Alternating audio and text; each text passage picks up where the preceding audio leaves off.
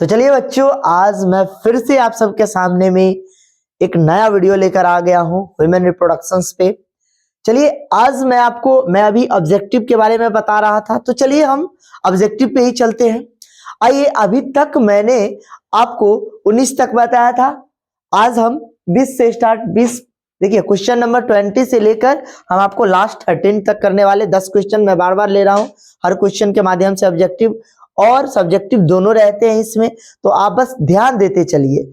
चलिए तो आइए हम बात करते हैं, बस आप देखते चलिए एक एक चीज। अगर मान लीजिए कि आप इतना भी अगर आप हर दिन कर ले जाते हो तो यकीनन मानो आपके बोर्ड के लिए आपके पास कुछ बच नहीं जाएगा। आपको कहने का मतलब मैं इतना ये जो भी ले रहा हूं ना, ये प्योर एनसीईआरटी है, तो आप एकदम दिमाग में रखो कि आपका मैं एनसीईआरटी का अंदर से एकदम लाइन उठाकर लिख रहा हूं, ताकि आपको क्या है कि उतना मेहनत करने की जरूरत नहीं पड़े और आप इसको बस ध्यान रख लो तो यकीनन मानो आपके एग्जाम में अगर ऑब्जेक्टिव आएंगे तो वो तो छूटने वाला नहीं है, और साथ में अगर सब्जेक्टिव भी आता है तो वो भी आपसे छूटेगा नहीं। तो आप बस देखते चलो और आप थोड़ा सा लिख लेना, नोट डाउन कर लेना, या आप शॉर्ट स्क्रीन ले लेना। तो चलिए आइए हम बात करते हैं। यहां पे आप देखिए, the first menstruations being at dash dash and is cold, है ना। आपको पता है कि मेंस्ट्रुअल साइकिल मैंने आपको क्या कहा था, फीमेल जो प्राइमेटा होता है इसमें एक प्रकार का चक्र होता है जिसको हम लोग कहते हैं प्यूबर्टी एज आने के बाद चलता है, तो उसको हम मेंस्ट्रुअल साइकिल कहते हैं। चलिए अब ये menstrual cycle the first menstruals being at, है ना, किस एज में आता है, तो मैंने आपको कहा था किशोरावस्था में, प्यूबर्टी एज में आता है ना। तो प्यूबर्टी यहाँ पे मैंने आंसर में लिख रखा है प्यूबर्टी, एंड इज कॉल्ड, है ना, इसी चीज को हम लोग क्या कहते हैं, मेनार्च कहते हैं। एंड इज कॉल्ड, है ना, मेनार्च, यानी कि starting of menstrual cycle is called a menarche, है ना। अच्छा, तो हम उसी स्टेज को क्या समझते हैं कि भाई प्यूबर्टी एज आ गया है ना, किसी फीमेल में स्टार्ट होता है तो उसी को हम क्या कहते हैं, menarche. Starting of menstrual cycle is called a menarche, और stopping of menstrual cycle is called a menopause. तो ध्यान रखिएगा दोनों। अगर आपसे कोई कहेगा कि बताइए फीमेल में मेनार्च कब स्टार्ट होता है और मोनोपॉज कब आता है, मोनोपॉज का मतलब होता है stopping of menstrual cycle is called a menopause. आइए हम दोनों पे बात कर लेते हैं। आइए यहाँ पे जब मैंने चर्चा कर ही लिया है तो मैं आपको एक बार समझा देता हूं। जरा सा इसको मैं दूसरे कलर के पेन से लिख देता हूं, रेड से लिख, चलिए ब्लू से लिख देते हैं। यहाँ पे देखिए मेनार्च जो है, मेनार्च के लिए एज जो होता है, मेनार्च के लिए क्या होता है, एज, ये आप एज ध्यान रख सकते हैं कितना होता है, ज्यादा नहीं होता है। इसके लिए 12 से 15 के बीच में आप ध्यान रख सकते हैं ईयर्स, है ना, ये इसी के करीब में होता है। आजकल थोड़े से पहले आ जाते हैं, है ना, आप ध्यान रख सकते हैं 12 से 15 के बीच में।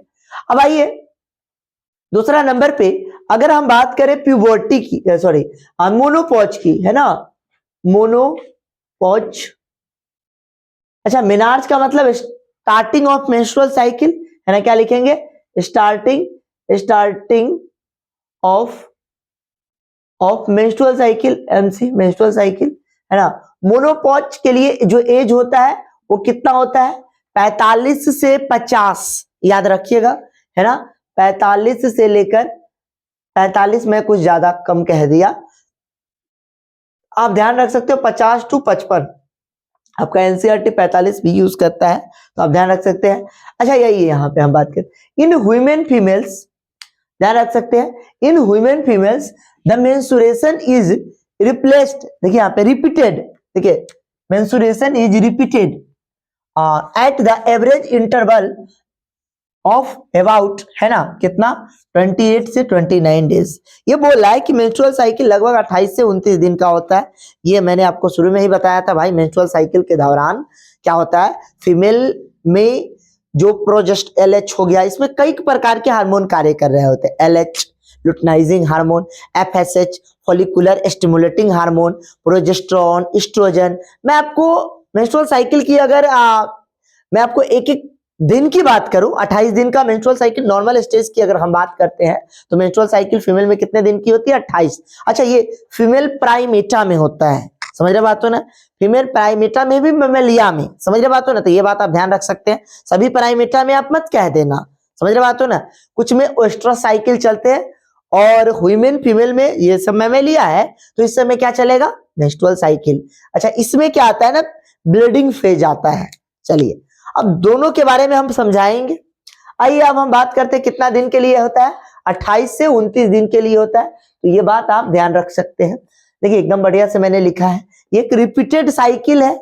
जैसे मान लीजिए 1 मंथ हुआ, उसके बाद फिर से ब्लीडिंग फेज आएगा, फिर से शुरू हो जाएगा, है ना। ये हमेशा हर मंथ बाय मंथ, एक बार अगर मान लीजिए मेनार्च स्टार्ट हो गया तो फीमेल में जब तक उसका 45 या 50 एज नहीं आएगा तब तक ये मेंस्ट्रुअल साइकिल क्या होता है, ये रिपीटेड करता रहता है। ऐसा इसलिए होता है ना क्योंकि फीमेल में क्या होता है कि उन्हें क्या होता है, संतान की उत्पत्ति करनी होती है, तो इसीलिए उसमें मेंस्ट्रुअल साइकिल चल रहा होता है। अब देखिए यहाँ पे, अब लेकिन अगर देखिए फीमेल में गैमेट जो है एट स्टार्टिंग जो होता है गैमेट का फॉर्मेशन, मैंने आपको बताया था एट किस टाइम में, मैंने कि जन्म से पहले से स्टार्टिंग हो जाता है फीमेल में गैमेट बनना, है ना। एट एम्ब्रियोनिक स्टेज में ही स्टार्ट हो जाता है। बट अगर मेल के केस में अगर आप बात करते हैं तो मेल के केस में आपको पता है कि मेल में जो गैमेट का फॉर्मेशन है उसके लिए एट अ प्यूबर्टी एज, जब वो किशोरावस्था में आता है तब उसमें गैमेट बनना स्टार्ट होता है। गैमेट आपको मैंने बताया था, गैमेट मेल के केस में अगर बात करें तो स्पर्म है, और फीमेल के केस में बात करें तो क्या है, ओवम है। तो फीमेल में कब स्टार्ट हो जाता है, देखिए मैंने क्या बताया था, एम्ब्रियोनिक, जब वो भ्रूणावस्था में होता है उसी समय स्टार्ट हो जाता है उसमें। लेकिन जब तक फीमेल किशोरावस्था में आती है तब तक उसके शरीर में जो ओवा है ना वो 60,000 से 80,000 तक लगभग बच जाता है। समझ रहे बात हो ना। चलिए तो हम एक एक करके बात करते हैं। अब देखिए यहाँ पे एक चीज और दिया हुआ है, क्वेश्चन की बात कर रहे हैं, menstrual phase is completed about 3 to 5 days. अगर आपसे कोई पूछेगा कि मेंस्ट्रुअल फेज कब तक, मेंस्ट्रुअल फेज का मतलब होता है ब्लीडिंग फेज, है ना। लगभग आपको मैंने बताया था कि 28 दिन का चक्र होता है मेंस्ट्रुअल साइकिल, जिसमें से जो स्टार्टिंग फेज होता है ना 1 से 3 से 5 दिन, उस दिन कहने का मतलब ब्लीडिंग ज्यादा होता है। समझ रहे बात हो ना, इसीलिए इस फेज का नाम क्या है, मेंस्ट्रुअल फेज या ब्लीडिंग फेज। एनसीईआरटी लिखती है तो ये बात आप थोड़ा सा ध्यान रख सकते हैं, है ना। The menstrual flow result due to breakdown of, है ना, इंडोमेट्रियम। इस वक्त क्या होता है ना, the menstrual flow resulting due to the breakdown of endometrium. और एक लाइन और मैं डालना चाहूंगा, वो क्या है, कॉर्पस लूटियम। अब देखिए जरा सा, जैसे मान लीजिए कि कोई फीमेल है, फीमेल में अगर मान लीजिए कि उसमें मेंस्ट्रुअल साइकिल नहीं हुआ तो भाई उतना दिन तक, 28 दिन तक कल क्या हुआ है, जो आपको मैंने बताया था कि गर्भाशय में जो परत होती है 3 परत होती है। सबसे बाहर वाला जो होता है उसको हम लोग क्या कहते हैं, एक्सोमेट्रियम कहते हैं, है ना। उसके बाद पेरीमेट्रियम कहते हैं, उसके बाद मायोमेट्रियम हो गया, और सबसे अंदर वाला जो होता है वो इंडोमेट्रियम होता है। भाई इंडोमेट्रियम वाला लेयर ही तो एक माने 3 से 5 डेज ब्लीडिंग होता है, उसके बाद जो इंडोमेट्रियम वाला लेयर है वो क्या होना स्टार्ट हो जाता है, मोटा, थिकनेस होना स्टार्ट हो जाता है। अब मान लीजिए किसी फीमेल में, अब वो 28 दिन तक वो इंतजार किया कि ओवा का फर्टिलाइजेशन होगा स्पर्म के साथ, और उसके बाद वो निषेचन होने के बावजूद वो कहां पे जाके, गर्भाशय में जाके प्रत्यारोपण होगा, यानी कि उसका इम्प्लांटेशन होगा। बट अगर ऐसा नहीं होता है किसी कारण, बस समझ रहे बात हो ना, अगर ऐसा नहीं होता है फीमेल में तो क्या होगा, वो फिर से जो इंडोमेट्रियम वाला लेयर जो तैयार हुआ है, वो जो 28-29 दिन जो लेयर तैयार होने में लगा है, वो लेयर फिर से क्या करेगा, टूटेगा। अब जैसे ही ब्रेक डाउन होने लगेगा तो ब्रेक डाउन होगा ना, उसी कंडीशन में क्या होता है, जो फीमेल का जो गर्भाशय होता है उसमें बहुत भयानक कॉन्ट्रैक्शन होता है, थोड़ा सा कॉन्ट्रैक्शन होता है, जिसके कारण वो जो लेयर है ना अपने आप टूटने लगता है, और टूटने के कारण मैंने इंडोमेट्रियम लेयर उसमें ब्लीडिंग आने लगता है। इसीलिए उस फेज को, जो मेंस्ट्रुअल साइकिल का जो फेज होता है, अब मान लीजिए 28वां दिन अब नहीं हुआ तो अब क्या होगा, वो टूटेगा तो ब्लीडिंग स्टार्ट हो जाता है। समझा तो ना, तो उससे फीमेल पता कर लेती है कि फिर से नया जो है मेंस्ट्रुअल साइकिल अब फिर से स्टार्ट होना है, 28 दिन तक नहीं हुआ कुछ, अब फिर से नया चक्र चलने वाला है। तो ऐसे भी पता कर लिया जाता है। चलिए आइए देखिए, तो आप देख रहे हैं यही बात मैंने बोला, menstrual flow result due to the breakdown of endometrium. अब उस समय आपको मैंने, याद कीजिए कल हमने आपको क्या बताया था, primary follicle, secondary follicle, tertiary, उसके बाद जो सबसे मेच्योर फॉलिकल्स था उसको हम लोग क्या नाम दिए थे, ग्राफियन फॉलिकल्स, याद आ रहा है। और ग्राफियन फॉलिकल्स में से ही वो जो ओवा जो मेच्योर हो गया था, वो मेच्योर ओव्यूलेशन यानी कि मेंस्ट्रुअल साइकिल के 14वें दिन, जिसको हम लोग ओव्यूलेटरी फेज कहते थे, उस समय जो ओवा क्या होता था, फिम्ब्रिया के द्वारा फैलोपियन ट्यूब में आता था, उस स्टेज को हम लोग क्या कहते थे, 14वां दिन को ओव्यूलेशन कहते थे, है ना। चलिए आइए हम आगे की ओर तक का बात करते हैं। The menstrual phase is followed by which phase, है ना। मेंस्ट्रुअल फेज को ही हम लोग कौन सा फेज कहते हैं, फॉलिकुलर फेज। इस समय कौन सा हार्मोन काम कर रहा होता है, FSH, फॉलिकुलर फेज। तो ये भी आप ध्यान रख सकते हैं।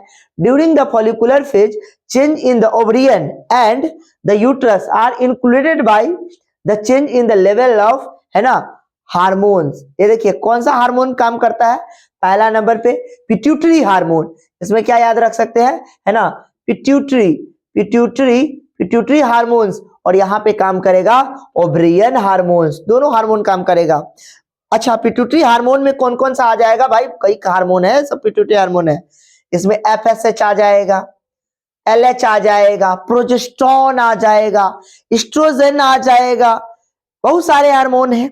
रिलैक्सिन सॉरी, वो प्रेगनेंसी के टाइम में रिलैक्सिन आएगा, वो उसका काम नहीं है, समझ रहे हो। तो इतने सारे हार्मोन हैं, वो सब काम कर रहा है। ओवरियन हार्मोन भी बहुत सारे हैं जो ओवा को रिलीज करने का काम करता है, इसमें FSH वगैरह भी आ जाता है। तो ये सारे हार्मोन को आप ध्यान रख सकते हैं। चलिए, तो हमने आपको ये सारी बातें बताई, अब हम थोड़े से आगे बढ़ते हैं। Both LH and FSH attain peak level about dash of the menstruals, है ना, मिड साइकिल। पिक लेवल पे कब जाता है, याद कीजिए, अगर आपने ग्राफ को देखा होगा FSH का ग्राफ का, है ना, FSH, तो FSH का जो ग्राफ होता है आपने देखा होगा, तो 14वां दिन, याद कीजिए आप, जिस समय मेंस्ट्रुअल साइकिल का डे 1 से लेके 14वां दिन पर आप जाइएगा, तो उस समय LHS हाई पिक पे होता है FSH से, समझा। तो LH क्या होता है, एकदम पिक लेवल पे होता है 14वां दिन। तो यही बात कह रहा है, the both LH and FSH attain a pick level. लेकिन इसमें भी पूछेगा कि सबसे पिक पे कौन होता है, तो कहिएगा LH। देख रहे हैं मैंने यहाँ पे, FSH भी पिक पे होता है, लेकिन FSH से भी ज्यादा कौन होता है, LH। फुल फॉर्म तो आपको पता ही है, LH का मतलब होता है लुटेनाइजिंग हार्मोन, और FSH का मतलब होता है फॉलिकुलर स्टिमुलेटिंग हार्मोन। तो ये आप ध्यान रख सकते हैं, है ना। चलिए अब हम जरा सा यहाँ पे बात कर लेते हैं। देखिए यहाँ पे, how many chromosome will be, है ना, will be there in the zygote of women, है ना, जाइगोट ऑफ वुमेन, तो कितना हो जाएगा, आप ध्यान रख सकते हैं 46। पूछा जाएगा कि बताइए कितने जाइगोट है, तो क्या कहिएगा, 46 कहिएगा, 46 है। तो ये बात आपको ध्यान रखने ही चाहिए। It is correct to say that the sex of the baby is determined, है ना। अगर मान लीजिए ये by the father and not by the mother, बहुत अच्छा बात बोल रहा है यहाँ पे, क्या कह रहा है, क्वेश्चन समझ रहे हैं आप। एक बार और चलिए देखिए, it is correct to say that, ये बात सही है, ये बात सही है कि sex of the babies is determined by the father and not by a mother. क्या ये बात सही है कि सिर्फ सेक्स का डिटरमाइन फादर करता है and not by the mother, ये बात सही है या गलत है। It is a correct to say that sexes of the babies is determined by the father and not by the mother, ये बात तो सही है, बट यहां पे मैंने फॉल्स लिख दिया है ना। ये बात क्या है, ट्रू बात है, ये बात सत्य बात है, सही बात है कि माताएं सेक्स का डिटर्मिनेशन नहीं करता है, कौन करता है, फादर। कारण यही है कि आपको भी पता है कि मेल में XY 2 क्रोमोसोम होते हैं, बट फीमेल में उसके पास सिर्फ XX क्रोमोसोम होता है। तो जब भी पार्टिसिपेट करेगी तो XX क्रोमोसोम देगी ना, तो Y थोड़ी ना दे देगी। डिसाइड कौन करेगा कि बेबी मेल होगा या फीमेल होगा, वो मेल डिसाइड करेगा। अगर मान लीजिए मेल के द्वारा अगर X क्रोमोसोम आ रहा है तो बेबी जो होगा वो फीमेल होगी। अगर मान लीजिए कि मेल के द्वारा Y क्रोमोसोम अगर आता है, तो उस कंडीशन में जो बेबी होगा वो क्या हो जाएगा, XY हो गया। तो XY वाले को हम लोग क्या कहेंगे, मेल कहेंगे। तो डिसाइड कौन कर रहा है, तो ये बात सही है ना। It is correct to say that sexes of the babies is determined by the father, सही बात है, डिटरमाइन करता है father, and not by the mother, सही बात है, ये बात तो एकदम सही है, गलत बात नहीं। फिर भी हमारे समाज में ब्लेम किसको ठोका जाता है, फीमेल को। समझ रहे हैं बात तो कि नहीं? तो आप लोग तो खैर अब चीजों को समझ रहे हैं। मैंने इस पे वैसे आपको और अगर डिटेल में इस वीडियो को देखना है तो मैंने सेक्सुअल रिप्रोडक्शंस का एकदम डिटेल में वीडियो डाला है, ह्यूमन रिप्रोडक्शंस के बारे में एकदम डिटेल में वीडियो डाला है, आप वहां पे भी जाकर देख सकते हैं। अभी तो एग्जाम का टाइम है, इसीलिए मैं आपको बस MCQ डालना हूं ताकि आपको टू दी पॉइंट चीजें डायरेक्ट मिल सके। चलिए अब यहाँ पे हम बात करते हैं। The embryo with 8 to 6 blastomere is called अ मरूला। अच्छा, मैंने आपको बताया था कि फीमेल में क्या होता है। अच्छा, यहाँ पे मैंने आपको ये चीज बताया, एक्स क्रोमोसोम को क्या कहते हैं? मेल कहते हैं, सॉरी फीमेल कहते हैं, फीमेल कहते हैं। और XY को क्या कहते हैं हम लोग? मेल कहते हैं। ये बात तो आपको पता ही है। चलिए अब यहाँ पे मैं क्या बोल रहा था कि the embryo with the 8 to 16 blastomeres, 8 to 16 blastomere को क्या कहते हैं? मॉरूला कहते हैं, है ना। जैसे मान लीजिए कि आपको भी पता होगा कि फीमेल के केस में दरअसल होता क्या है कि मेंस्ट्रुअल साइकिल चलता है, उसके दौरान पहले मंथ में एक साइड के ओवरी से, है ना, एक पहले मंथ में एक ओवा का प्रोडक्शन होता है ना, 14वें दिन, और जिसको हम लोग ओवुलेशंस कहते हैं। फिम्ब्रिया लगा होता है और फिम्ब्रिया के द्वारा जो लिगामेंट होता है पतला सा, है ना, उस लिगामेंट के थ्रू क्या होता है, वो ओवा कहाँ चला जाता है? फिम्ब्रिया के पास, और फिम्ब्रिया उसको सक कर लेता है, उसको खींच लेता है, और खींचने के बाद वो कहाँ भेज देता है? फैलोपियन ट्यूब में। फैलोपियन ट्यूब में भी अलग अलग पार्ट होते हैं, मैंने आपको कहा भी था 12 से 15 सेंटीमीटर के करीब में होता है ना, फैलोपियन ट्यूब की लंबाई होती है, मैंने आपको बताया भी था, है ना।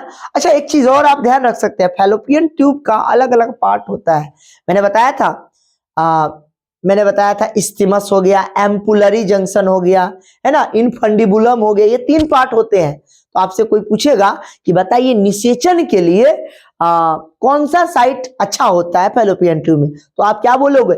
एम्पुलरी स्थमिक जंक्शन, है ना, एम्पुला और स्थमिक जंक्शन पे, यानी कि उसके कॉर्नर वाले पार्ट पे क्या होता है कि ओवा तो वहां पे रुक ही जाता है, क्योंकि वहां पे अब सिलिया खत्म हो जाता है। आपको भी पता है कि जो फीमेल का ओवा होता है वो नन मोटाइल होता है, वो एक जगह से दूसरे जगह मूव तो करता नहीं है ना, बस वहां पे फिम्ब्रिया के द्वारा वो इसलिए आ जाता है क्योंकि उसके जो नीचे में जो सेल है ना, उसमें सिलिया लगा होता है, सिलिया उसको मूव आउट करके ऐसे ऐसे करके वहां तक एम्पुलरी स्थमिक जंक्शन तक तो पहुंचा देता है, उसके बाद तो कहीं जाता नहीं है, इसीलिए वहीं पे वो रुक जाता है।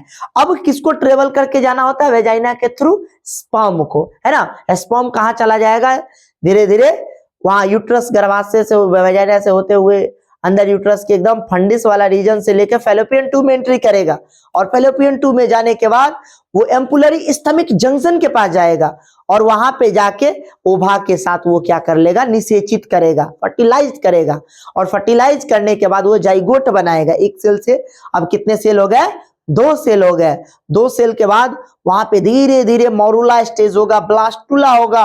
2 से 3 दिन लगभग वो उस तरल पदार्थ में फैलोपियन ट्यूब में ये क्या करेगा? बस अपने सेल का डिवीजन करना स्टार्ट करेगा, मॉरूला, ब्लास्टुला। जब वो ब्लास्टोसिस्ट स्टेज में आएगा ना, तब वो बड़ा हो रहा है एम्ब्रियो। समझ रहे बात तो कि नहीं? अब 16 से 32 सेल स्टेज, अब उसको क्या जरूरत पड़ेगा कि कोई ऐसा जगह, क्योंकि अब फैलोपियन ट्यूब में जगह स्पेस कम है, ये बड़ा होते जा रहा है, तो अब वहां पे नहीं टिकेगा, तो कहां चला जाएगा? वो दरअसल चला जाएगा जो यूट्रस है ना गर्भाशय का, वो जो इतना दिन तक इंडोमेट्रियम वाला लेयर जो मोटा हो रहा था, उसमें जाके फंडिक वाला रीजन में यूट्रस में जाके क्या हो जाएगा?